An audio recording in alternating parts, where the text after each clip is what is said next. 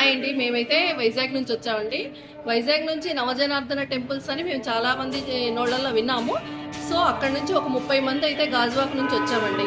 ఈ 30 మంది కూడా ఒక వారం రోజుల క్రితం నుంచి అనుకొని నవజనార్దన టెంపుల్కి వచ్చాము. ఇది 4వ నవజనార్దన టెంపుల్ అనమాట.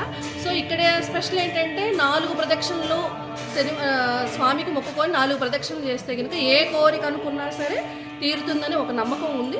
ఆ కోరిక తీరిన తర్వాత స్వామికి దర్శించుకొని వాళ్ళు అనుకున్నట్టుగా ఏవైతే అనుకున్నారో అవి ఇచ్చేయచ్చు. సో ముక్కోటి ఏకాదశికి కూడా ఇక్కడ కార్యక్రమాలు అయితే బాగా వేగంగా జరుగుతున్నాయి. ఎవరైతే వచ్చిన వాళ్ళు ఆర్థిక సహాయం చేయదలుచుకున్న వాళ్ళు, ఏ సహాయం చేయదలుచుకున్నా, సేవ చేయాలనుకున్నా కూడా ఈ చైర్మన్ గారిని వచ్చి మీరు మీట్ అవ్వచ్చు. సో మాకైతే దర్శనం చాలా బాగా జరిగింది. స్వామి అనుగ్రహం అందరి మీద ఉండాలని మేము కోరుకుంటున్నాం. మాకు ఈ నవజనార్దన టెంపుల్స్ గురించి, ఈ విశిష్టత గురించి కూడా మాకేమీ ప్రత్యేకంగా తెలియదండి.